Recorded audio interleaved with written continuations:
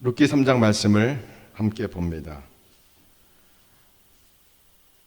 오늘은 룻기와 보아스가 결혼하는 과정을 여러분이 잘 살펴보시기 바랍니다. 왜 룻이 보아스와 결혼을 하는지, 그것은 무엇을 의미할까요? 바로 예수님과 우리의 결혼을 상징합니다. 그래서 오늘 말씀을 잘 보시면서요, 나오미의 믿음이 어떤 믿음인지, 룻의 무조건 시어머니에게 순종하는 믿음이 어떻게 됐는지, 그리고 보아스는 예수님의 사랑을 의미하는데요, 보아스의 그 사랑과 믿음이 어떤지, 오늘 나는 어디에 속한지 우리가 말씀을 보시면서 하나님의 음성이 들려지기를 축복합니다. 아멘. 룻기 3장 말씀 함께 보겠습니다. 제 3장. 룻의 시어머니 나오미가 그에게 이르되, 내 딸아, 내가 너를 위하여 안식할 곳을 구하여 너를 복되게 하여야 하지 않겠느냐? 내가 함께하던 하녀들을 둔 보아스는 우리의 친족이 아니냐? 보라, 그가 오늘 밤에 타작마당에서 보리를 까불리라. 그런즉 너는 목욕하고 기름을 바르고 의복을 입고 타작마당에 내려가서 그 사람이 먹고 마시기를 다 하기까지는 그에게 보이지 말고, 그가 누울 때 너는 그가 눕는 곳을 알았다가 들어가서 그의 발치 이불을 들고 거기 누우라. 그가 내 할 일을 내게 알게 하리라.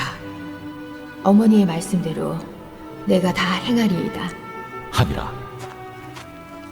그가 타작마당으로 내려가서 시어머니의 명령대로 다 하니라. 보아스가 먹고 마시고 마음이 즐거워 가서 곡식단 도미의 끝에 눕는지라. 룻이 가만히 가서 그의 발치 이불을 들고 거기에 누웠더라. 밤중에 그가 놀라 몸을 돌이켜 본즉 한 여인이 자기 발치에 누워 있는지라. 이르되, 내가 누구냐? 나는 당신의 여종 루시오니 당신의 옷자락을 펴 당신의 여종을 덮으소서. 이는 당신이 기업을 물을 자가 됨이니이다. 내 딸아, 여호와께서 내게 복 주시기를 원하노라. 내가 가난하건 부하건 젊은 자를 따르지 아니하였으니 내가 베푼 인애가 처음보다 나중이 더하도다. 그리고 이제 내 딸아, 두려워하지 말라. 내가 내 말대로 내게 다 행하리라. 내가 현숙한 여자인 줄을 나의 성읍 백성이 다 아느니라. 참으로 나는 기업을 물을 자이나 기업 물을 자로서 나보다 더 가까운 사람이 있으니 이 밤에 여기서 머무르라. 아침에 그가 기업 물을 자의 책임을 내게 이행하려 하면 좋으니 그가 그 기업 물을 자의 책임을 행할 것이니라. 만일 그가 기업 물을 자의 책임을 내게 이행하기를 기뻐하지 아니하면 여호와께서 살아계심을 두고 맹세하노니 내가 기업 물을 자의 책임을 내게 이행하리라. 아침까지 누워있을지니라 하는지라. 룻이 새벽까지 그의 발치에 누웠다가 사람이 서로 알아보기 어려울 때에 일어났으니 보아스가 말하기를, 여인이 타작마당에 들어온 것을 사람이 알지 못하여야 할 것이라. 내 겉옷을 가져다가 그것을 펴서 잡으라. 그것을 펴서 잡으니 보리를 6번 되어 룻에게 지워주고 성읍으로 들어가니라. 룻이 시어머니에게 가니 내 딸아, 어떻게 되었느냐? 룻이 그 사람이 자기에게 행한 것을 다 알리고 이르되, 그가 내게 이 보리를 6번 되어주며 이르기를 빈손으로 내 시어머니에게 가지 말라 하더이다. 내 딸아, 이 사건이 어떻게 될지 알기까지 앉아있으라. 그 사람이 오늘 이 일을 성취하기 전에는 쉬지 아니하리라. 하니라. 아멘. 오늘 말씀의 제목은요, 룻기에 있는 예수님이 신부 만드는 모습이라는 제목입니다. 룻기에 있는 예수님이 신부 만드는 모습입니다. 보아스가 룻과 결혼하는 과정에서 우리에게 하나님이 보여주는 메시지는 예수님이 어떻게 우리를 신부 만드는지, 보아스의 사랑과 보아스가 행동하는 것을 보고 우리에게 보여주십니다. 마지막 절을 보십시오. 나오미가 이렇게 말합니다. 그 사람이 오늘 이 일을 성취하기 전에는 쉬지 아니하리라 합니다. 이게 예수님이 우리를 구원하시고 우리를 신부 만들기 위해서 저 하늘보좌에서 쉬지 않으신다는 뜻입니다. 그래서 오늘 말씀을 통해서 여러분들이 하나님이 예수님을 통해서 우리에게 주시는 아주 귀한 메시지가 담겨 있습니다. 이 말씀을 잘 들으시면 여러분들이 하나님과 우리 사이에 죄라는 담이 있다면 우리가 하나님 관계가 끊어진 상태입니다. 우리가 하나님을 바라볼 때 하나님과 나 사이에 가로막힌 것이 하나도 없어야 됩니다. 돈 문제 또는 여러 가지 부모님 문제, 남편 문제, 이웃 문제, 내가 미워하는 것, 내 마음의 상처라든가 분노, 미움 이러한 모든 것이 하나님과 나 사이에 가로막혀서 하나님과 나 사이의 관계가 소통이 안 되면 큰일 납니다. 예수님이 곧 오십니다. 언젠지는 모르지만 예수님이 곧 오십니다. 그날을 우리가 깨어서 준비하셔야 됩니다. 왜 사람들이 깨어있지를 못합니까? 이 세상 사는 게 만만치가 않습니다. 세상 사는 게 쉬워 어려워요? 생각보다 어렵습니다. 내 힘으로는 참 어렵습니다. 그런데 예수님을 만나고 나서는 더 이상 어렵지가 않습니다. 그게 믿음이라는 능력입니다. 예수를 만나지 않고 교회를 다니면 예수님 믿는 게 참 부담스럽습니다. 예배 드리러 오는 것도 부담스럽고 하나님께 기도하는 게 감이 잘 안 옵니다. 그리고 왜 그렇게 사람들이 하나님 예수님께 열광하는지 예배 드리는지 잘 이해가 안 됩니다. 그러나 예수님을 전인격적으로 만나면 이 세상이 더 이상 인생의 그 슬픔과 고통과 쓰라린 아픔이 더 이상 내게 문제가 안 됩니다. 예수님을 만나면 이 세상의 환경이 나를 확 결박 못합니다. 예수 만나면 인생의 허무에서 벗어날 수 있고 내가 왜 사는지 무엇 때문에 사는지 너무나 선명히 알기 때문에 하나님과 화목해지고 하나님과 즐겁게 동행하며 이 땅에 행복하게 살아갑니다. 여러분, 사람들이 인생에 왜 슬퍼합니까? 왜 고뇌합니까? 왜 인생을 그렇게 힘들게 삽니까?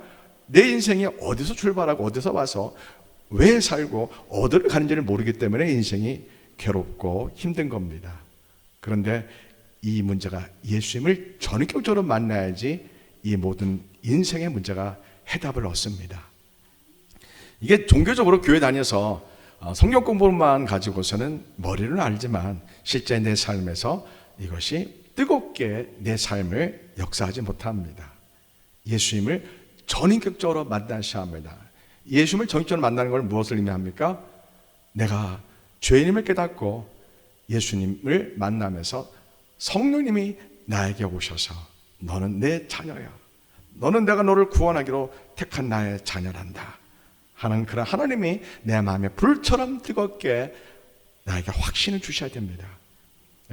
사람이 당신은 예수님 믿는다고 입으로 시인하고 고백하니까 당신은 구원 얻은 하나님의 사람이다 이렇게 사람이 목사님이 선언해 준 건 의미가 없습니다. 로마서 8장 16절요. 성령이 친히 우리 영과 더불어 우리가 하나님의 자녀인 것을 증언하시나니 성령님이 우리에게 오셔서 너의 모든 죄가 예수님 십자가 보혈로 씻음 받은 나의 택한 백성이란다. 내가 너를 구원했단다. 그러한 성령님이 나에게 오셔서 그렇게 불처럼 뜨겁게 확신시켜 주시는 예수님과의 전인격적인 만남이 감정적으로, 이성적으로, 영적으로 성령님에 의해서 분명하게 경험하셔야 됩니다. 그렇지 못해서는 천국 가기 어렵습니다. 칼빈의 구원의 서정, 웨슬리의 구원의 서정, 그거는 훌륭합니다. 그런데 그것이 본인 것이 되어서 두 눈에 눈물을 흘리면서 나는 죄인입니다 라고 예수님을 인격적으로 만나지 않고서는 그 신앙은 종교입니다. 칼빈의 구원론에 붙들린 프레임에 갇혀있는 신앙이고 웨슬리 구원론에 갇혀있는 신앙일 뿐이지 그 사람의 믿음이 아닙니다. 여러분이 여러분 스스로 인생을 만들어서 이 땅에 존재했습니까? 아니잖아요. 여러분 하나님에 의해서 부모님에 의해 이 땅에 보냄을 받았습니다. 그죠? 우리 스스로 내가 만든 것은 아닙니다. 내 의지와 상관없이 이 세상에 보냄을 받았습니다. 하나님의 부르심입니다. 하나님이 부모님을 통해서 우리를 통하여, 우리 인생을 통하여, 나의 영혼을 통하여, 나의 삶을 통하여 하나님이 영광 받으시려고, 나와 함께 교제하시려고 하나님이 우리를 이 땅에 보내신 겁니다. 모든 사람은 하나님이 지으신 사람들입니다. 하나님 우리를 창조하신 목적은 뭡니까? 하나님을 영화롭게 하기 위해서 우리를 지으셨습니다. 하이델베르크 소요리 문답이라는 게 있습니다. 거기에 1번이 그겁니다. 인생의 목적이 무엇입니까? 하나님께 영화를 드리기 위해서 살아갑니다. 여러분 인생의 목적이 무엇이라고요? 왜 존재한다고요? 하나님께 영화를 드리기 위해서요. 어떻게 영화를 드립니까? 내 안에 죄가 없어야 됩니다. 우리는 완벽하지 않습니다. 우리는 흔들리는 존재와 방황하는 존재입니다. 그러나 예수님을 전격적으로 만나면 죄가 나에서 끊어집니다. 죄는 두 가지가 있습니다. 죄의 세력, 파워브 신력, 마귀의 세력, 사단의 세력이 있습니다. 그 부하들은 귀신들입니다.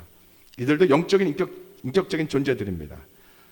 이 마귀 사탄은 사람들 속에 들어가서 사람들의 인격을 다중화시킵니다.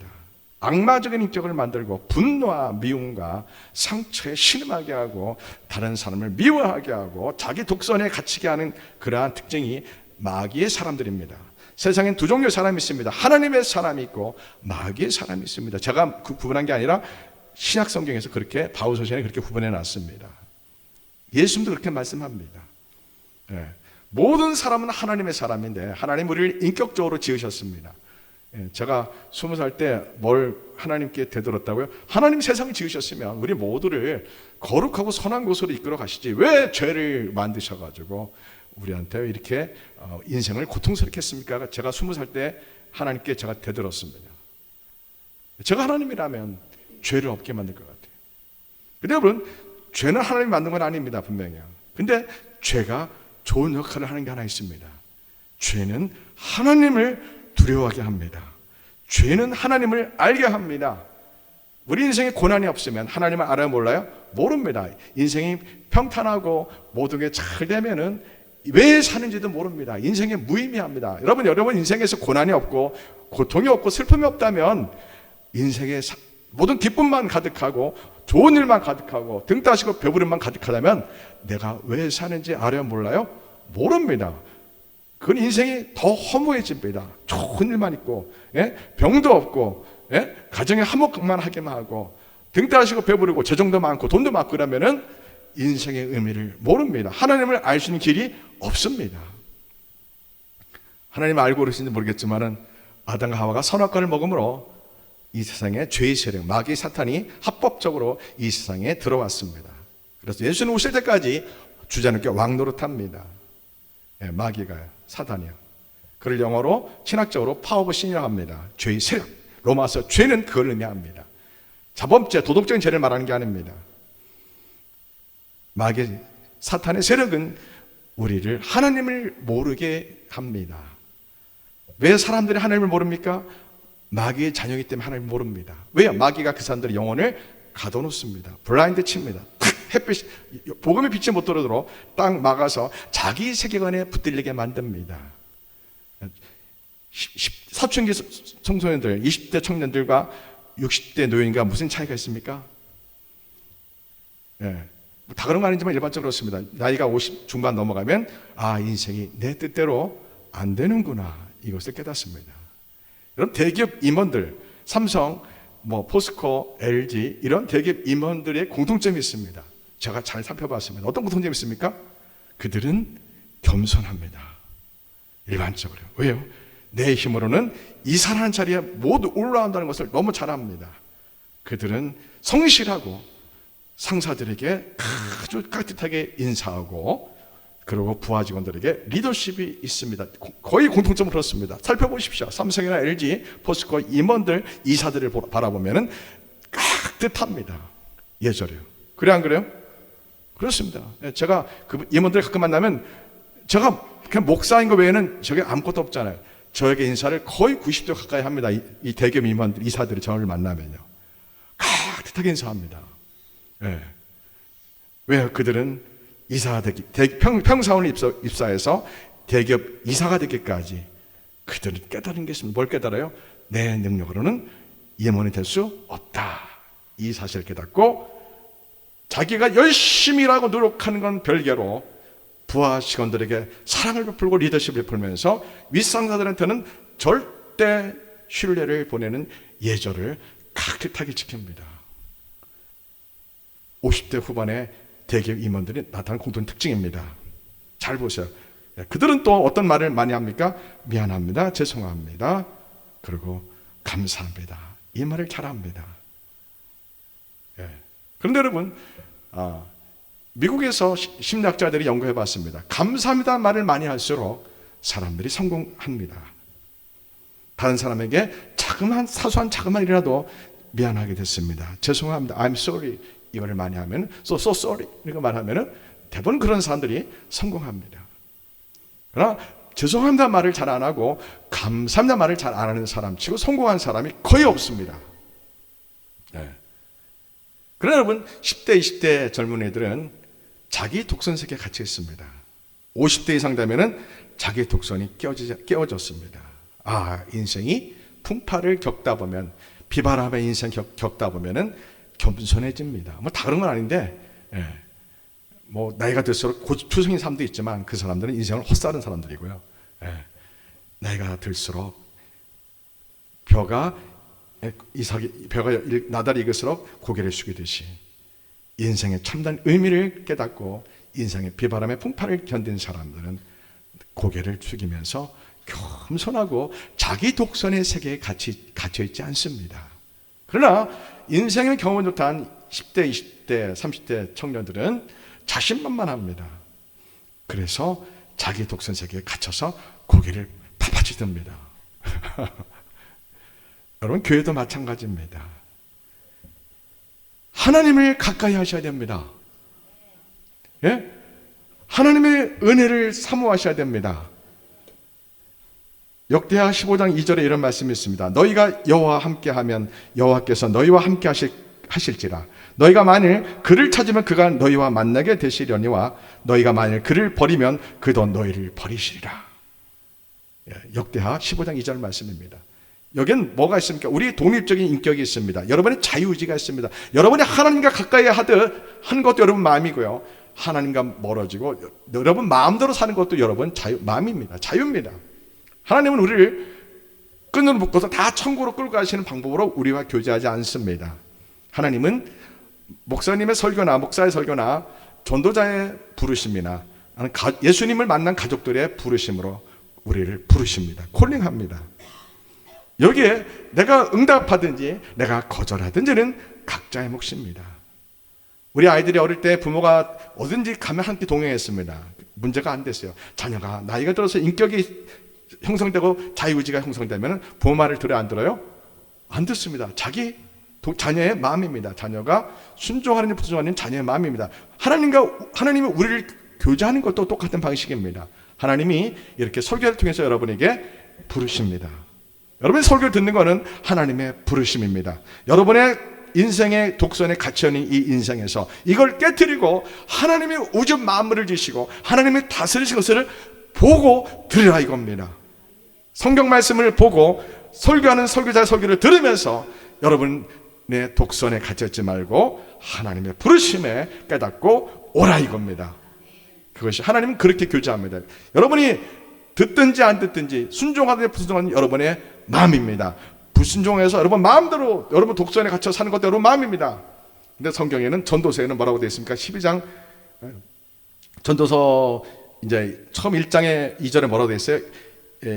인생을 백발을 된 솔로몬 왕이 인생을 살고 보니까 인생이 손으로 바람을 잡는 것 같다는 거예요. 인생이요. 그래요, 안 그래요? 인생을 우리 뒤돌아보세요. 인생이 손으로 바람을 잡는 것 같은 거예요. 솔로몬이 그걸 깨달은 거예요. 그래서 내 인생을 왕으로서 살아봤는데 부경화를 다 누려봤는데 인생이 헛되고 했더니 모든 것이 헛되로다. 하나님을 만나지 않은 인생, 예수를 만나지 인생은 땀 흘려 열심히 일하는들 뒤돌아보면 내가 손으로 바람을 잡는 것 같다는 겁니다. 솔로몬이 회개한 말씀이 전도서입니다. 그래서 솔로몬은 뭐라고 합니까? 12장 마지막 12장에 모든 사람은 반드시 죽는데 죽은 순간에 하나님의 심판 앞에 선다는 겁니다. 어느 한 사람도 하나님의 심판을 벗어날 수가 없습니다. 그래서 인생을 마음대로 살 수가 없는 겁니다. 성경을 알고서 몰라서 자기 마음대로 살다가 지옥 가는 것 뿐이지 성경을 읽어보면 무섭습니다. 인생을 자기 거 아닙니다. 자기 께가 어디 있어요? 하나님이 주신 생명인데요. 자기가 만든 생명이 아니잖아요. 여러분이 여러분 스스로 만들어서 이 땅에 태어나고 존재했습니까? 아닙니다. 우리는 우리의 의지와 상관없이 본을 받고 하나님 우리에게 인생을 이렇게 살으라고 이 성경에 주셨습니다. 이 성경 읽으면은 우리 인생길이 보이는데 우리가 내 마음대로 살지 않기, 내 마음대로 살려고 하는 죄 때문에 그렇습니다. 죄. 내 영혼 속에, 무의식 속에 마귀가 들어와서 네 마음대로 살아라, 먹고 마시고 타락하고 취하고 음란하고 네가 네 인생의 주인이다, 네 마음대로 살아라. 이것이 성경을 읽지 않는 사람들이 나타나는 공통된 특징입니다. 그래 안 그래요? 그렇습니다. 성경을 읽으면 하나님의 심판이 무서워서 내 육감, 내 욕정대로, 내 육신이 나에게 끌고 가는 대로 인생을 살 수 없습니다. 죄를 지으라 할 때 딱 끊어버려야 됩니다. 이거는 하나님이 싫어하는 거기 때문에 나는 할 수 없다고 딱 선포하고 죄에서 나와야 됩니다. 남을 미워하고 분노하는 거, 이거 멈춰야 합니다. 뒷담화하는 거 멈춰야 합니다. 부정적으로 거 멈춰야 합니다. 음란한 거 멈춰야 합니다. 술 마시고 타락하고 내 마음대로 막 사는 거 멈춰야 합니다. 이 세상을 지으신 하나님이요. 여러분, 세상 과학자들이 말합니다. 요즘은 진화론 말하면 촌놈입니다. 뭐라고요? 촌놈이에요. 촌놈. 무식한 사람이에요. 진화론 말하면 무식한 사람입니다. 예수 믿지 않는 과학자들도 이 우주 만물을 누군가가 창조하지 않았다면 이렇게 창조할 수가 없다고 말합니다. 예수 믿지 않는 과학자들이요. 요즘은 수많은 과학자들이, 예수님 믿지 않는 과학자들이 그렇게 말합니다. 하나님이 세상을, 누군가가 이 세상을 만들지 않았다면 어떻게 이렇게 세상이 존귀할 수가 있는가? 이 지구에 있는 이 과학의, 이 우주의 법칙은, 생물의 법칙은 인간의 힘으로 다 깨달아 못 깨달아요? 못 깨달았습니다. 누군가가 만들지 않으면 이게 불가능하다. 빅뱅 촌놈입니다. 촌놈. 빅뱅 외치는 거예요. 진화론 외치는 거예요? 무식한 거예요. 요즘 예수 믿지 않는 과학자들도 누군가가 이 세상을 만들었다고 그렇게 말합니다. 자, 왜 우리가 그런 걸 모릅니까? 죄가 내 속에 있어서 그렇습니다. 마귀 사탄이 내 속에 있어서 내 지식 세계관을, 내 가치관을, 내 역사관을 꽉 결박해서 내 인생에 내가 맞는 독선에 딱 가둬버립니다. 철학적으로요. 이걸 옥소독서라고 합니다. 날 딱 가둬버려서 내가 다른 것이 귀에 들리지 않도록, 눈에 보이지 않도록 내가 경험한 것이 최고입니다. 내가 아는 것이 최고입니다. 다른 것을 모릅니다. 여러분, 질문합니다. 여러분이 아는 게 더 많아요? 이 세상에 대해서 모르는 게 더 많아요? 모르는 게 훨씬 더 많습니다. 이거를 모른다고요? 바보 천치입니다. 우리는 내가 아는 것보다 모르는 것이 어마어마하게 더 많습니다. 이걸 알게 되면 우리는 겸손하게 됩니다. 그죠? 하나님은 우리를 지으셨습니다. 근데 사람들이 하나님을 알지 못하는, 왜 알지 못한 거예요? 부모님을 잘못 만나서요. 대부분 그렇습니다. 부모님을 잘못 만나서 내가 예수님을 모르고 인생을 살다가 전도자에서 예수님 믿는 저 같은 케이스예요. 저도 6살에 크리스마스 때 친구 따라 과자 먹으러 교회 갔다가 예수님 믿게 된 케이스입니다. 성탄절날 과자 주는 건 좋은 것 같아요. 저 같은 사람은 성탄절날 과자 먹으러 교회 갔다가 6살 때 그때 교회를 가게 됐습니다. 하나님 그렇게 각자 형편에 맞게 부르십니다. 우리 모두가 왜 예수님을 모른다고요? 우리 부모님이 하나님을 모르는 분들일 때는 그렇습니다. 물론 부모님이 예수님 잘 믿는다고 그 자녀가 예수 잘 믿는 것도 아닙니다. 우리의 독립적인 자유의지입니다. 여러분이 귀를 열어놓으셔야 됩니다. 영적인 세계의 안테나를 높이 세워서 하나님을 향한 음성을 들을 수 있도록 여러분들이 깨어 있으셔야 됩니다. 오늘 말씀을 돌아갑니다. 나오미는 좋은 남편을 만났어요. 엘레멜렉, 하나님 나의 왕이라는 아주 귀한 남편을 만났어요. 나오미는 하나님 나의 기쁨이라는 뜻입니다. 이 부부의 만남은 정말 부럽습니다. 정말 베들레헴이라는 메시아가 오시겠다는 약속의 땅에서 엘레멜렉, 하나님 나의 왕이라는 이름을 가진 정말 구별된 사람, 택함받은 남편, 하나님 나의 기쁨이라는 나옴이라는 이름을 가진 이 부부가 결혼한다는 것은 이 결혼식장에 엄청나게 많은 사람이 축하해 줬을 것 같아요. 너무 하나님이 택한 부부입니다. 그런데 그들은 이름값을 하지 못했습니다. 그들은 베들레헴에 가뭄이 들자, 왜 가뭄이 들었습니까? 사사기 시대입니다. 기드온 사사 때라고 추정됩니다. 그들은 하나님을 믿어야 되는데 그들은 바알과 아스타롯이라는 음란한 신을, 우상을 섬겼던 겁니다. 하나님은 죄에 대해서 간과하지 않습니다. 하나님은 죄에 대해서 반드시 심판하십니다. 모든 사람은 심판받습니다. 공짜는 없습니다. 모든 사람은 하나님 앞에 심판받습니다. 그래서 우리가 이 땅에서 함부로 살 수가 없습니다. 저주하고 미워할 수가 없습니다. 타락하고 방종하며 살 수가 없습니다. 하나님이 원하신 거룩한 삶을 살아야 되는데 이게 사람의 힘으로 내 힘으로 돼야 안 돼요. 안 됩니다.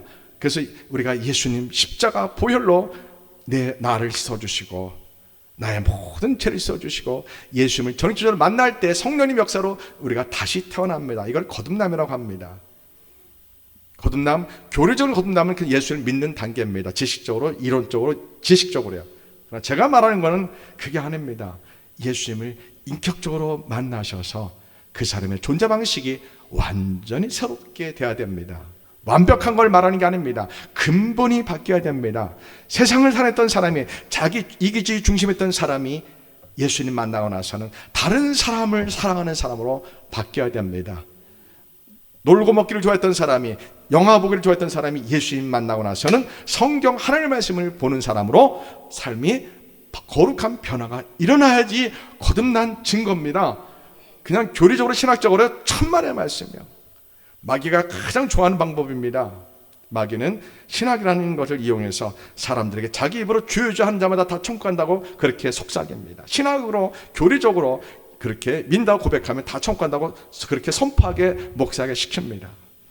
교회 성장주의로는 끝내줍니다. 그게요.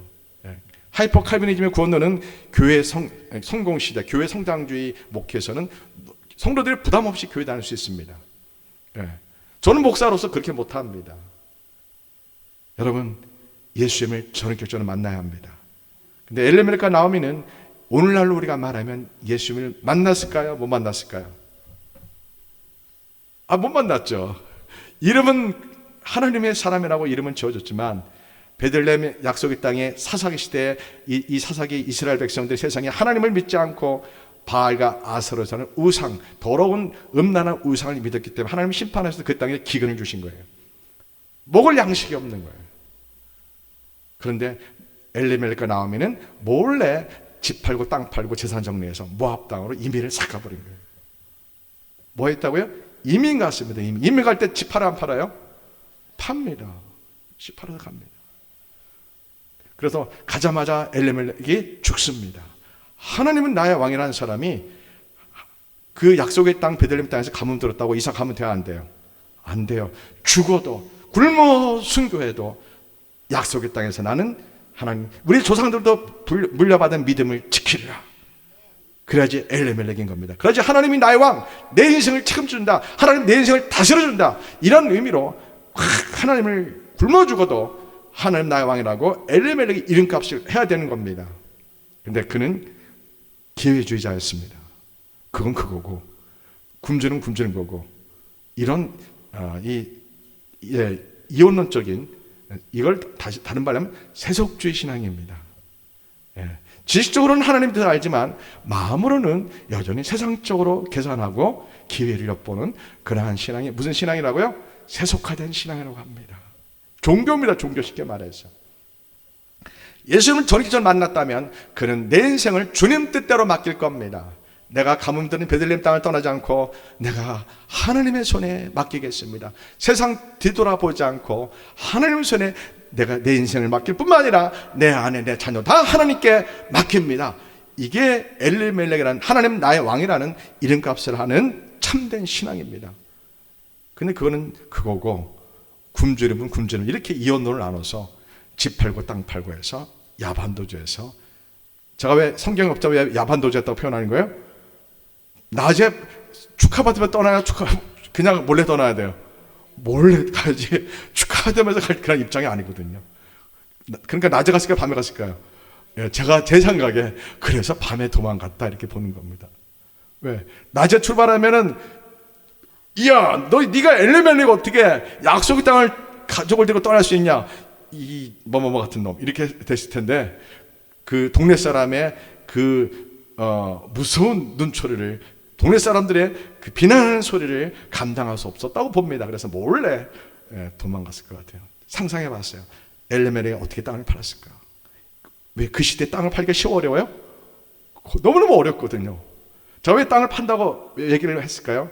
룻기에서 여러분 룻기 설교 들어봤지만 엘리멜렉이 땅을 팔았다는 소리 들어봤어요? 못 들어봤어요? 못 들어봤을 거예요. 왜 이런 일이 생기냐면 룻기 4장의 번역이 잘못됐어요. 한국 성경이 룻기 4장에 보면 3장에도 마찬 번역이 잘못됐어요. 저는 제가 이제 룻기라는 과목을 제가 구약 박사과정 때 한 학기를 히브리어로 룻기를 공부했었어요. 머리가 쥐가 나도록 히브리어를 갖고 영어 성경, 독일어 성경을 번역을 어떻게 했는지를 저희가 룻기를 갖고 이제 헬라어 성경, 구약 성경이 있어요. 70년 성경을 합니다. 알렉산드리아에서 유대인들이 자기 자녀들이 히브리어를 모르니까 아람어로 번역한 그리스어로 번역한 게 있었습니다. 그런데 그것이 이제 히브리어 성경입니다. 70년 성경입니다. 히브리어 구약 성경이 번역된 겁니다. 그거와 이제 같이 이렇게 비교하면서 공부를 한 적이 있었어요. 근데 우리 성경은 특히 룻기 4장 3절에 보면은 보아스가 그 기업물을 자에게 이르되 모압 지방에서 돌아온 나오미가 우리 형제 엘리멜렉의 소유지를 팔려 함으로, 마치 나오미가 여전히 땅을 갖고 있어서 파는 것처럼 번역이 되어 있어요. 근데 히브리어를 보면은 이게 이제 개역 성경에는 나오미가 그 땅의 권리를 갖고 있다고 번역을 했어요. 개역 성경에는. 개정 성경, 개역 개정은, 우리 성경인 개역 개정은 팔려고 한다고 해서 마치 나오미가 그 땅을 소유하고 있다고 착각하게 되어 있어요. 근데 히브리어를 보면 이게 Y형으로 되어 있습니다. 그 땅, 마라크라는 건데요. 그 권리라는 것이, 이건 마라크라는 이 히브리어 뜻은 원래 땅을 이미 팔았다는 상태를 말합니다. 이 단어, 히브리어 단어가요. Y형으로요. 근데 우리 성경은 의역이 되어 있습니다. 직독직해가 되어 있는 게 아니라 의역이 되어 있어서, 왜 의역이 됐나 제가 이렇게 연구를 해보니까 그 70인역 헬라어로 된 구약 성경에는 이게 진행형으로 되어 있는 거예요.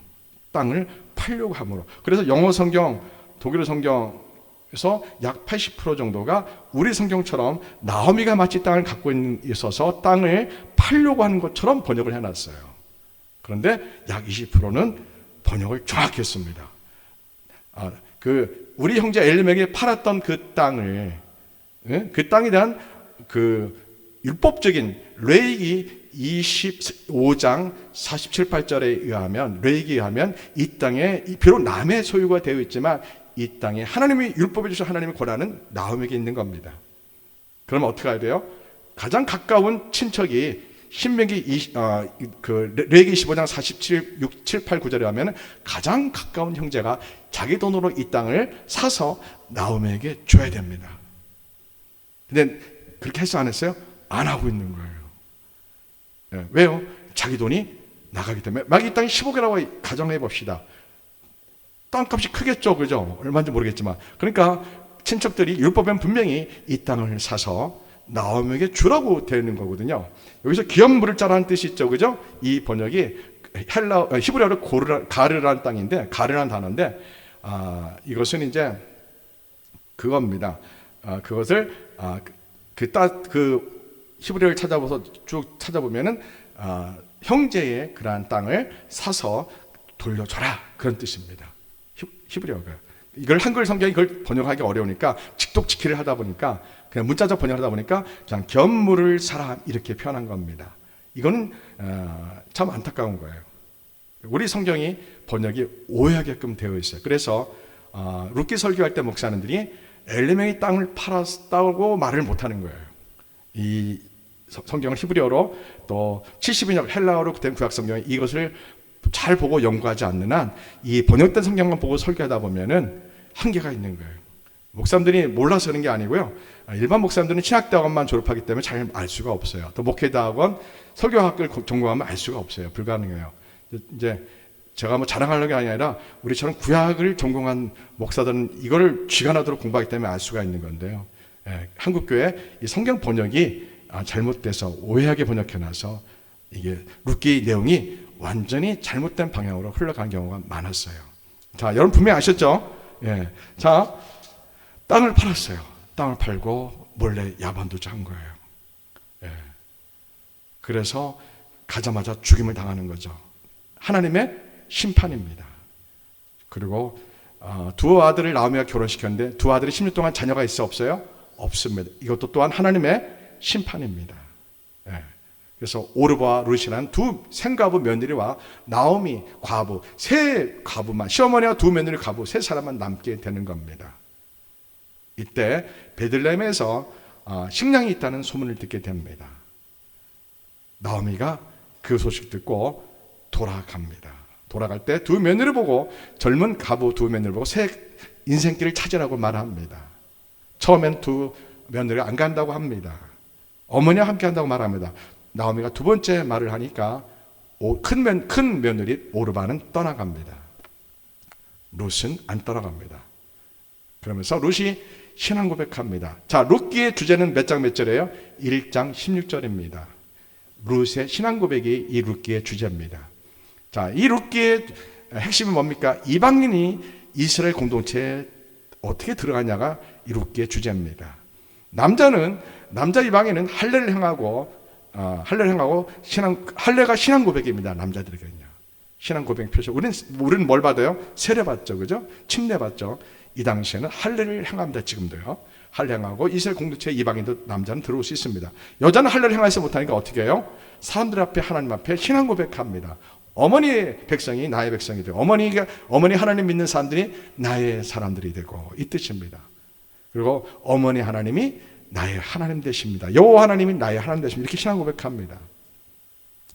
우리가 성경이 다 기록되지 않았지만 뭘 추정할 수 있어요? 나오미는 며느리들에게 모세 오경을 가르쳤다고 봅니다. 네, 충분히요. 가르쳤습니다. 모세 오경을요. 아브라함의 하나님에 대해서 분명히 가르쳤습니다. 나오미가요. 자, 나오미가 왜 안 죽었을까요? 나오미도 죽임을 당해야 되는데요. 하나님께 기도하는 사람인 것 같습니다. 나오미요. 근데 나오미가 왜 떠났을까요? 이 당시에 남편의 말에 절대 복종해야 됩니다. 물론 지금도 마찬가지입니다. 하나님은 아내가 남편에게 다스림 받도록 그렇게 지으셨습니다. 물론 남편이 우상으로 끌고 가고 이럴 땐 노 해야 되겠지만, 가정사에서 모든 축복은 아버지부터 오고 남편으로부터 옵니다. 하나님 그렇게 영적 질서를 정하셨습니다. 창세기 3장에 보면 분명히 아내는 남편의 다스림 받아야 됩니다. 이 질서가 깨지면은 하나님의 질서가 다 깨집니다.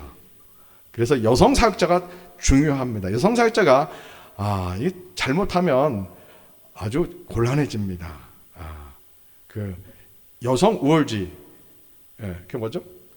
페미니즘이 잘못하면은 교회 안에 한국 게임이 페미니즘 많이 다 들어왔습니다. 여성 우월주의, 여성이 능력이 많으면 최고다. 이거는 하나님이 세운 질서가 아닙니다. 자유주의 신학에서 외치는 겁니다. 여성 목회자는 100년 전에 미국에서 자유주의 신학교에서 시작된 겁니다.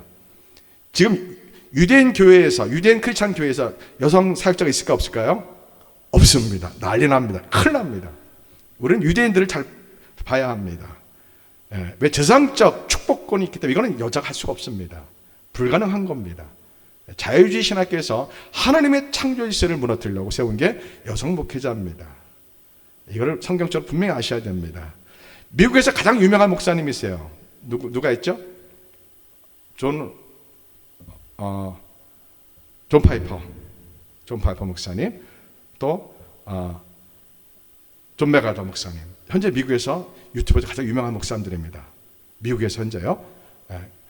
존 메가더, 존 파이퍼. 이 두 분은 여성 목회자를 제가 말한 대로 그대로 말하면서 절대 반대합니다.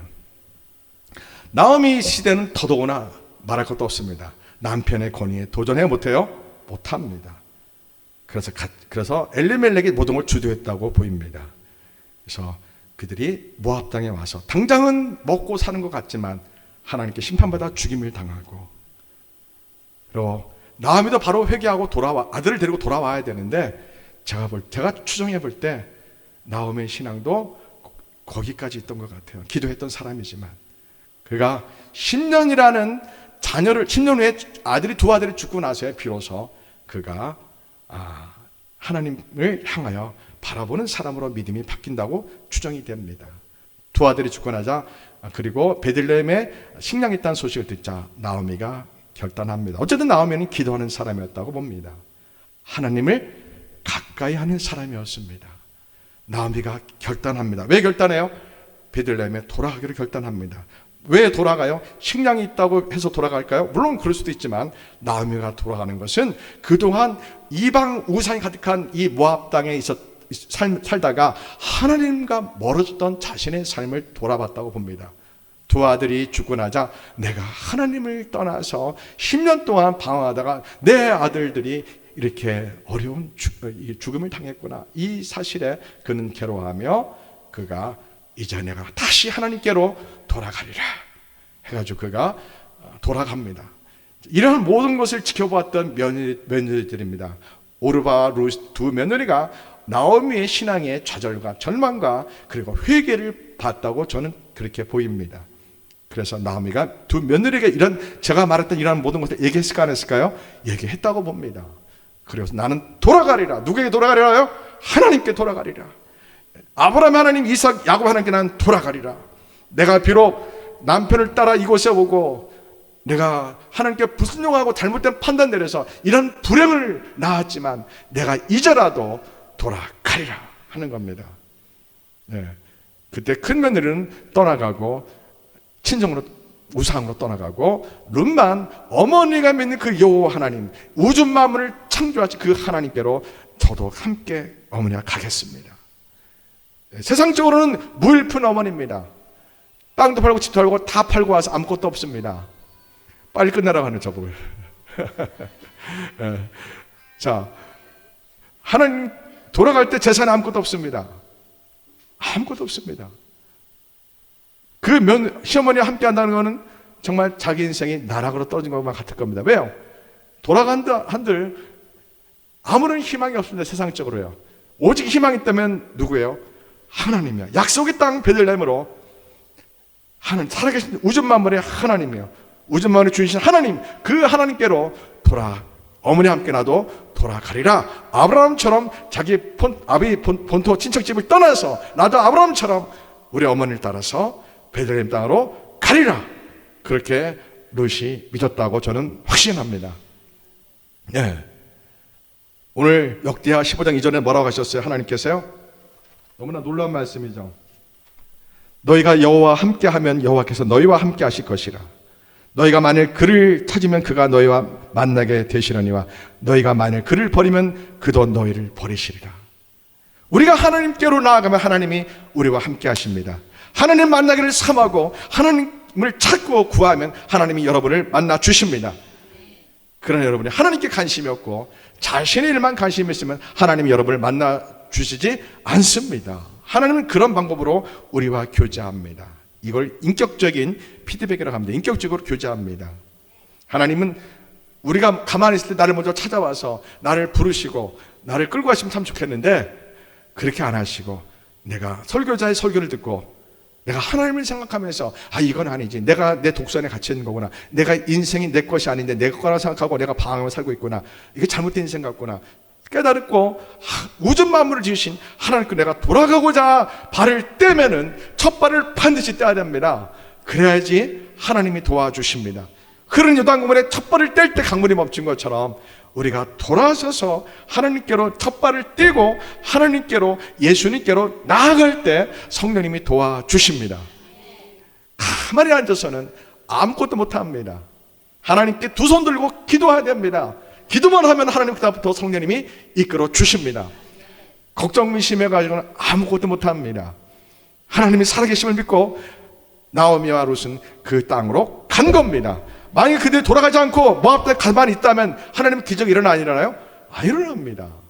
그들은 세상적으로는 파산된, 재정적으로 완전히 파산된, 사회적으로 완전히 다 잃어버린 거지와 같은 정말 둘째 아들 탕자와 같은 그러한 모습입니다. 그런데 그들이 하나님께로 돌아갑니다. 돌아갈 때 나오미가 뭐라고 동네 사람이 저 나오미냐 나오미 아니냐 모압으로 몰래 야반도했던 나오미 아니냐 하나님의 기쁨의 딸 아니냐 막 그렇게 말합니다. 나오미가 뭐라고 합니까? 나는 더 이상 나오미가 아니라 나는 하나님께 심판을 받아 모든 걸 잃어버린 괴로운 자, 쓴 물과 같은 쓴 사람입니다. 괴로운 자입니다. 나는 죄인입니다. 그 뜻입니다. 아주 겸손해졌습니다. 낮아졌습니다. 사람들의 조롱소리에 두려워하지 않았습니다. 하나님 사람들의 체면에 문제가 되지 않았습니다. 여러분, 회개는 그렇게 능력이 많습니다. 회개하면요, 사람들의 체면이 문제가 안 됩니다. 진짜 회개하면요, 사람들의 이목에 더 이상 문제가 안 됩니다. 누구만 보게 됩니까? 하나님만 보게 됩니다. 예수님, 십자가 예수님만 보게 됩니다. 나오미가 자기 자신을 죄인입니다, 말합니다. 나는 말합니다. 이렇게 고백합니다. 하나님은 모든 걸 지켜보고 있습니다. 하나님이 감동하셨을 것 같아요. 저는 더 이상 나오미가 아니고요, 말합니다. 누가 그렇게 고백을 했어요? 나는 더 이상 사울이 아니고 나는 바울입니다. 나는 큰 자 사울이 아니고 즉 아주 작은 바울입니다. 여러분, 회개하고 예수님 만나면 공통적으로 나타나는 특징입니다. 나는 대단한 자, 이렇게 이런 사람이 아니고 나는 아주 작은 자입니다. 나는 부족한 사람입니다. 나는 낮은 자입니다. 이렇게 표현합니다. 어떤 사람들이요? 예수님을 인격적으로 만난 사람들의 특징입니다. 나보다는 다른 사람을 더 귀하게 여기는 것이, 나보다는 다른 사람을 더 먼저 섬기고 사랑하는 것이 예수님 만난 사람의 특징입니다. 예수님 만난 아내는 남편을 확 대들어요? 아니면 사랑하고 존경해요? 네, 사랑하고 존경합니다. 예수님 만난 아내는 그렇습니다. 물론 예수님 만난 남편도 아내를 교회처럼 귀하게 여겨야 됩니다. 할렐루야. 그들이 돌아왔어요. 먹고 살 길이 있어 없어요? 없습니다. 룻이 십계명을 알기 때문에 부모님을 효도하기 위해서 남의 밭에 가서 이삭을 가져와서 밥을 지어드리겠다고 길을 떠납니다. 야, 대단해 안 대단해요? 상상할수록 이 룻의 신앙은 대단합니다. 사람들의 주목받는 대상 아니에요. 저 사람이 룻이래. 모압 땅에서 알고자 시어머니 나오미를 따라온 룻이래. 보는 사람마다 뒤에서 수근수근거릴 거 아니에요. 그 소리를 들어도 조금도 주눅들지 않고 하나님을 사랑하는 우리 어머니를 공략하기 위해서 내가 밭에 가서 이삭을 주워오리라. 야, 믿음이 좋아 안 좋아요? 효심이 좋아 안 좋아요? 좋죠. 효도하지 않고서는 천국 가요 못 가요? 못 갑니다. 예, 축복은 구원, 하나님의 축복은 반드시 부모를 통해서 옵니다. 부모님이 어떤 부모님이든 상관없어요. 좋은 부모님, 나쁜 부모님, 이거 상관없어요. 그건 그분의 몫이고, 자녀는 부모를 통해 나를 이 세상에 보내신 하나님의 도구였던 우리 부모님을 무조건 공략하고 효도해야 됩니다. 아무리 성령의 은혜를 처음에서 두고 뛰고 난리가 나도 부모님께 효도하지 않으면 천국 절대로 못 갑니다. 아시겠죠? 예. 이건 불가능합니다. 자기 전 재산 교회를 건축해도 천국 절대로 못 갑니다. 부모님께 효도하셔야 됩니다. 하나님의 명령입니다. 성경을 알면은 가정이 회복됩니다. 말씀을 많이 읽으셔야 됩니다. 나오미가 떠난 겁니다. 모르는 밭이래요. 여러분, 룻의 입장에 생각해 보십시오. 어머니를, 굶주린 어머니를 밥을 해드리기 위해서 추수 때 밭에 가서 이삭을 주워온다. 어느 밭에 갈까? 어느 밭에 갈까? 생각해야 하나요? 하겠죠. 내가 어느 밭에 가면은 이삭을, 떨어진 나다를 줄 수 있을까? 생각을 많이 하지 않겠어요? 생각만 했을까요? 기도했겠죠. 하나님 저를 인도하소서. 예. 자, 나오미가, 룻이 모압 땅에서 아마 예수님 말씀을 들은 것 같아요. 이건 제 이야기입니다. 수고하고 무거운 짐진 자들아 다 내게로 오라. 이러한 예수님 음성을 모압 땅에서 나오미와 룻이 들었지 않았을까? 제가 만든 이야기죠. 하나님의 부르심을 나오미와 룻이 듣고 하나님을 가까이 하기 위해서 하나님의 은혜를 갖기 사모했기 때문에, 하나님을 목마른 사람처럼 하나님만 찾기 때문에요. 사람의 체면 이거 다 내려놓고 우리가 약속 땅 베들레헴으로 하나님께로 돌아가자. 하나님께 가까이 하자. 우리 예수님께 가까이 하자. 오직 그거 하나만 갖고 나오미와 룻이, 시어머니와 며느리가 아름다운 동행으로 빈털털이지만 가난한 사람이지만 돌아오는 겁니다. 아, 믿음은 거룩한 결단이 필요합니다. 따라하세요. 믿음은 결단이다. 믿음은 결단해야 됩니다. 딱 결단하고 행하셔야 됩니다. 행함 없는 믿음은 죽은 믿음입니다. 행하셔야 됩니다. 우리가 믿음으로 구원했지만 우리의 믿음은 내 삶에서 내가 결단하고 첫 발을 디딜 때, 기도하며 첫 발을 디딜 때 성령님이 인도하십니다. 룻이 어느 밭으로 기도할까? 주님 나를 인도하소서. 막 기도하지 않았겠습니까? 여호와여 내 발걸음을 인도하소서. 성령님이 그것 좀 기록했으면 너무 멋있었을 텐데 그 말씀은 없지만 분명히 그렇게 추정됩니다. 그래서 성경은 어떻게 기록했어요? 우연히 보아스 밭으로 인도했다. 이건 의역을 좀 해야 돼요. 어떻게 해야 돼요? 하나님이 룻의 발걸음을 보아스 땅으로 인도했다. 이렇게 좀 의역해서 기록했으면 더 좋았을 텐데 우연히. 여러분, 우리는 우연이라는 게 없어요.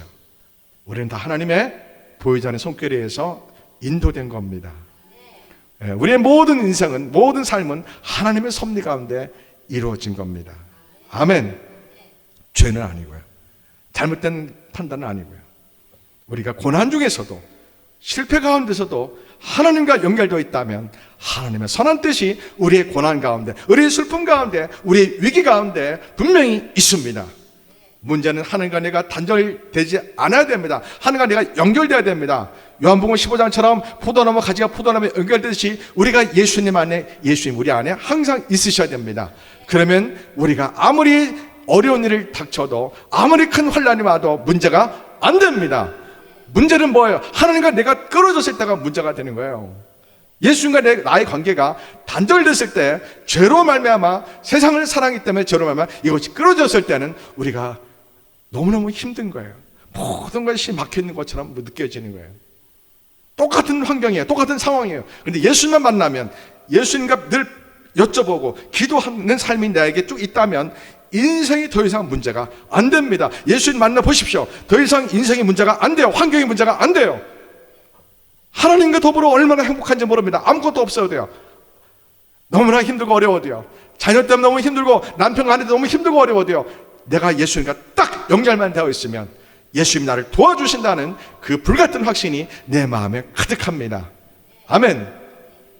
하나님이 그렇게 우연히 하나님의 섭리로, 하나님의 인도하심으로 보아스 밭으로 인도하신 겁니다. 이건 하나님이 하신 겁니다. 하나님이 여러분을 보아스 밭으로 인도하시는 손길이 있으시기를 축복합니다. 여러분이 어떤 어려운 환경이 있을지라도 정말 하나님의 도움이 꼭 필요한 상황이 있을 겁니다. 여러분이 기도하시면 하나님 나를 도와주세요, 예수님 나를 도와주세요, 여러분 그렇게 예수님께 도움을 구하는 기도를 한다면 오늘 하나님이 룻을 보아스 밭으로 인도하신 것처럼 하나님이 우리를 보아스 밭으로 인도하신다고 저는 믿습니다. 아멘. 네. 오늘 말씀의 결론을 전합니다. 보아스가 놀랬습니다. 저 소녀가 누구냐? 그 모압에서 온 나오미의 며느리 아닙니까? 깜짝 놀란 거 아니에요. 왜 놀랬을까요? 보아스가 왜 놀랬을까요? 그 중에 하나는요, 자기가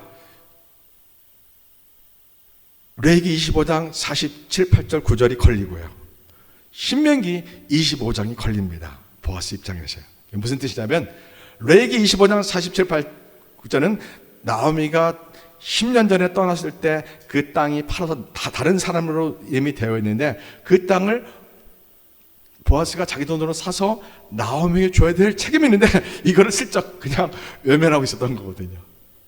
물론 더 가까운 친척이 하나 있었죠, 그죠? 그 사람들 외면하고 있었던 거예요. 예. 우리 번역을 제가 바꿔드렸잖아요, 그죠? 예. 번역을 바꿔드리면 이제 이해가 되죠, 그죠? 우리 성경은 이게 이해가 안 돼요. 근데 제가 우리 성경은 의역을 했어요. 문자적으로 그냥 번역했으면 제 말이 맞는데 이것을 번역을 잘못했기 때문에 우리 성경은 룻기 4장 3장이에요. 그래서 보아스가 룻이 있을 때 축복을 해줬지만, 야, 네가 나오미를 효도했던 그 며느리 룻이구나, 야, 우리가 소문들을 안다, 알죠, 그죠? 이 부분만 보이게 되는데, 물론 그것도 맞습니다. 보아스가 감동했죠. 야, 이방 여자가 어떻게 빈손 거질이 된 빈털들한 시어머니를 따라서 하나님 믿겠다고 왜 베들레헴 땅으로 이사 왔는가? 야, 너 참 대단한 여인이다. 이 감동 분명히 있습니다. 그러나 그 숨은 뜻이 있어요. 뭐라고요? 야, 사실은 내가 레위기 25장 47, 8절에서 너희 시부모님이 몰래 팔았던 그 땅을 내가 내 돈으로 사서, 그게 막 10억이라 하면 부담돼 안 돼요? 부담되죠. 10억이 날아가는 거예요, 지금 이게요. 그거를 사서 너희 시어머니에게 줘야 되는데 내가 슬쩍 모르고 있었다. 그게 성경 없지만 있는 거예요. 이미 다 있는 거예요. 그것도 뭐가 있는 거예요? 신명기 25장 뭐가 있는 거예요? 이 룻이, 나오미가 이제 아들이 없잖아요. 그러면 누구 차례가 돼요? 제일 가까운 사촌들요. 제일 가까운 사촌들이 룻과 결혼해야 돼요. 사촌이면 오촌이 해야 돼요. 근데 전부 다 외면하고 있던 거예요. 다 이렇게. 신명기 25장이 말씀이 그거예요. 25장에. 결혼을 해야 되는데, 룻가 결혼해야 되는데 다 외면하고 있었던 거예요. 나오미가 모세 오경에 능통한 사람이 딱 보니까요. 그래서 오늘 나오미는 누구를 찍은 거예요? 보아스를 딱 찍은 거예요. 보아스보다 가까운 친척이 있었잖아요. 그 사람 이름이 나와 안 나와요? 안 나오죠. 이름 안 나온 구약성경에서 보통 이름이 안 나오면은 별 볼일 없는 사람이에요. 하나님과 상관없는 사람이에요. 그런데 이름을 안 나와요. 하나님께 아웃된 사람이에요. 나오미가 자기 남편 사촌들을 딱 보니까, 제가 예를 들은 거예요. 사촌 같아, 사촌. 딱 보니까 보아스가 믿음이 괜찮고 인격이 괜찮은 사람들 딱 보이는 거예요.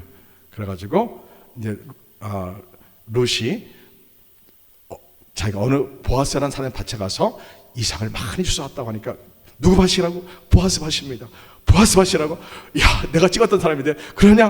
알았다. 그럼 너 내일 다시 가서 목욕하고 조금을 가렸고 향수 바르고, 무슨 향수죠? 프랑스에? 샤넬 향수 바르고 룻, 오늘 밤에는 네가 밤에 타작 끝나면 타작마당에 들어가서 보아스의 이불 속으로 들어가라. 그건 무슨 뜻이에요?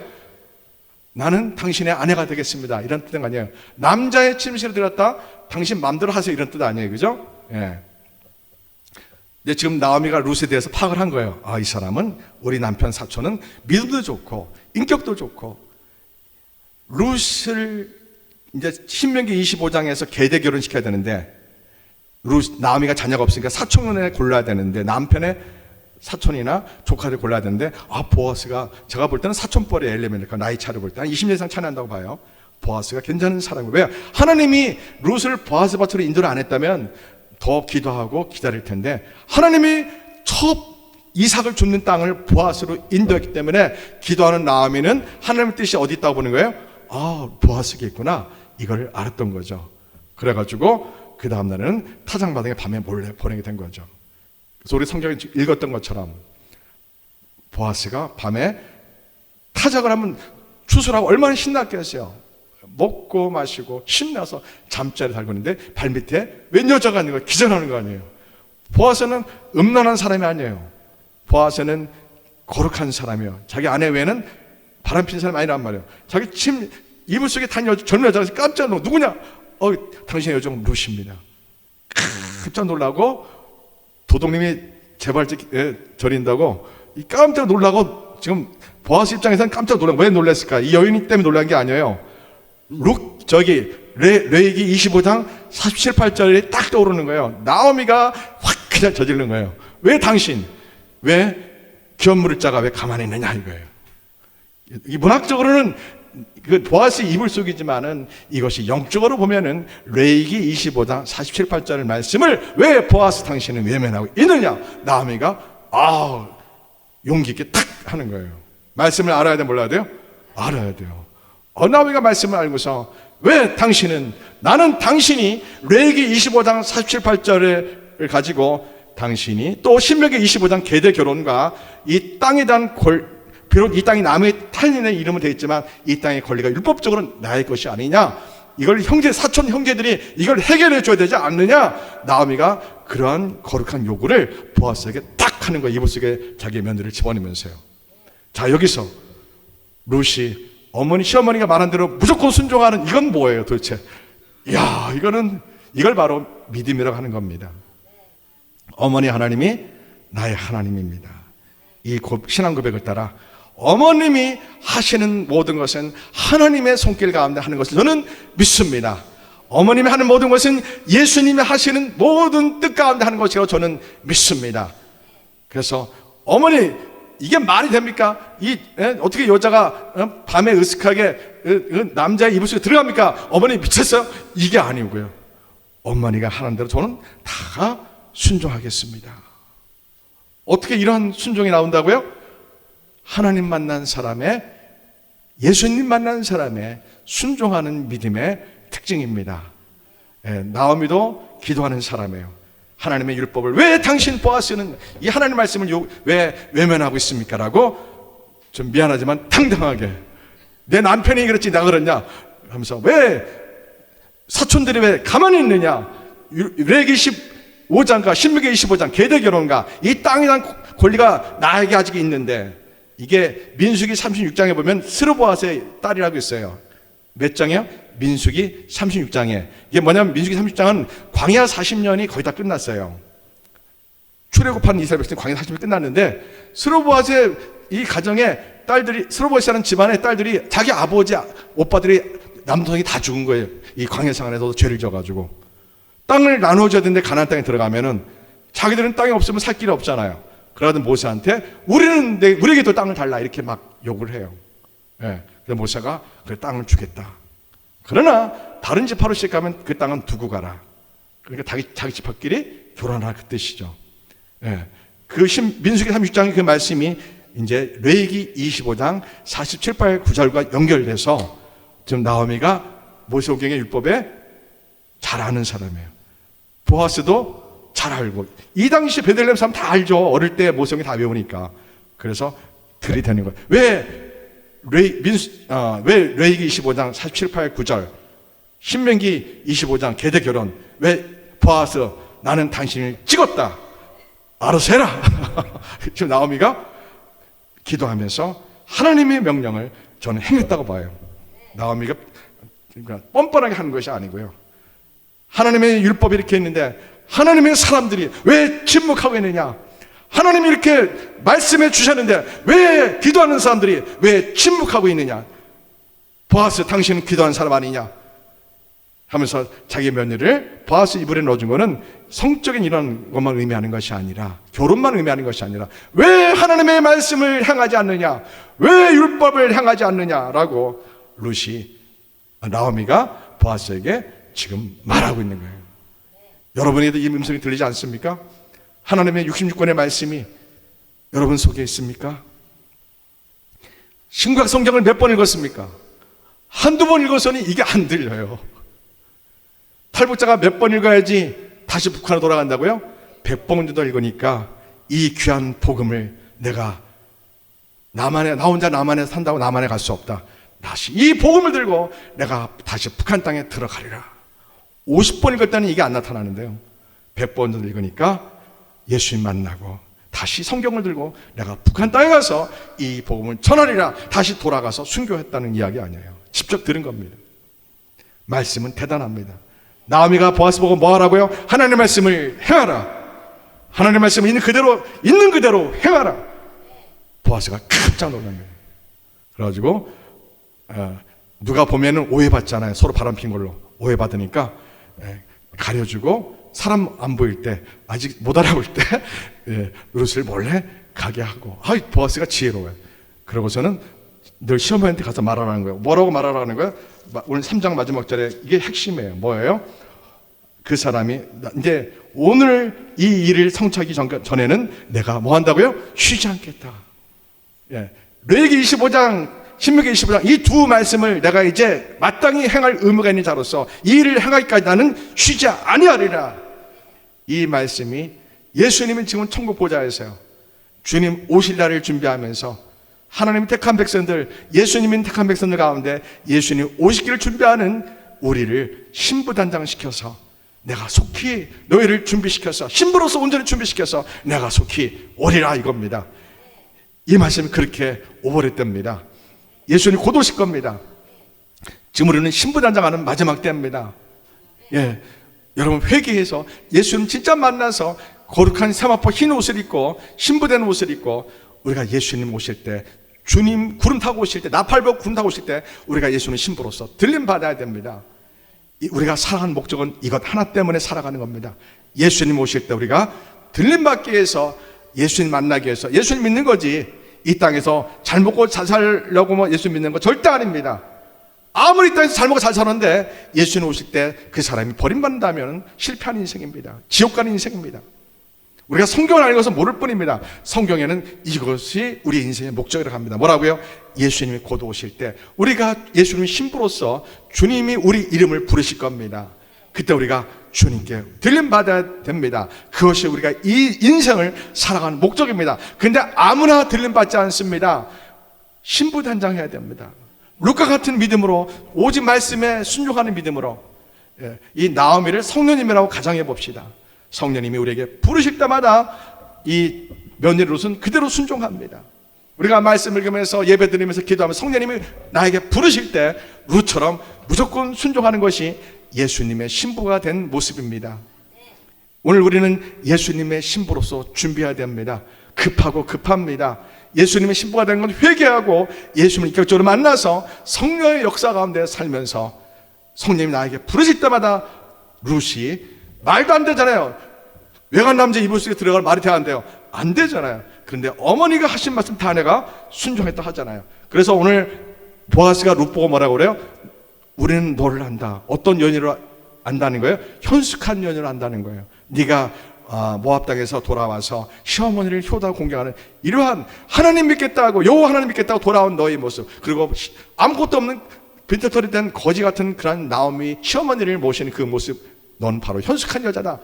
이렇게 말합니다. 그리고 이 현숙한 여인을 이스라엘은 오늘까지 잠언 31장 10절 이하에 다 현숙한 여인이다 설명하고 있는데 그게 바로 룻입니다. 그래서 유대인들은 잠언을 읽자마자 룻기를 읽게 합니다. 예. 그래서 그런지 몰라도 유대인은 모계사입니다. 어머니의 믿음이, 아내의 믿음이 가정을 살립니다. 아멘. 예. 아버지의 믿음이 가정 살린다는 말은 성경에 없습니다. 근데 어머니의 믿음이, 어머니의 기도가 가정을 살립니다. 여러분, 이제 남은 것은 여러분의 몫입니다. 여러분이 오늘 나오미처럼 룻처럼 기도해서 막 기도해서 여러분 남편과 부모님과 자녀를 살리는 것은 깨어있는 어머니의 눈물의 기도가, 아내의 눈물 있는 기도가, 하나님은 그 기도를 받으십니다. 언제 응답하실까요? 하나님이 가장 좋은 때에 우리에게 남편을 구원해 주시고 우리 아들을 구원시켜 주십니다. 그러기 위해서 우리가 뭘 하기를 원하셔요? 간절히 하나님을 찾기를 원하십니다. 예수님을 밤이곤 하시고 내가 슬프고 기쁘고 어떤 일을 당해도 오직 예수님만 찾기를 원하십니다. 그렇게 기도하면 어느 날 예수님이 우리 남편을 구원해 주시고 자녀를 구원해 주십니다. 오늘 3부 룻기를 마칩니다. 룻기는 보아스와 룻의 결혼은 무엇을 상징하는 거예요? 예수님과 우리의 결혼을 상징합니다. 그리고 룻이 보아스의 신부되는 과정이 오늘날 우리가 예수님의 신부되는 과정입니다. 나오미를 성령님으로 여러분이 가정하시면 성령님 여러분 부르실 때 무조건 순종하는 이 믿음, 이것이 예수님의 신부된 하나님 말씀에 순종하는, 예수님 말씀에 순종하는 신앙의 모델을 우리에게 룻을 통하여 하나님이 보여주고 있는 겁니다. 그렇게 보여집니까?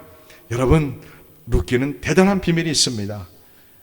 모든 땅을 다 팔고, 집과 땅을 팔고, 하나님의 약속을 버리고, 하나님의 약속을 헌신처럼 버리고 먹고 살겠다고, 세상에 성공하겠다고 떠났던 이 엘레멜렉 나오미 가정이 모든 거 다 잃어버리고, 자녀도 잃어버리고, 남편도 잃어버리고, 그가 다시 회개하고 하나님께 돌아왔을 때, 하나님께 가까이 한다고 돌아왔을 때 하나님은 그들을 받아주십니다. 하나님이 이렇게 자비롭고 은혜로운 분이십니다. 여러분, 우리 하나님께 돌아갑시다. 오직 하나님께 돌아갑시다. 하나님만 가까이 합시다.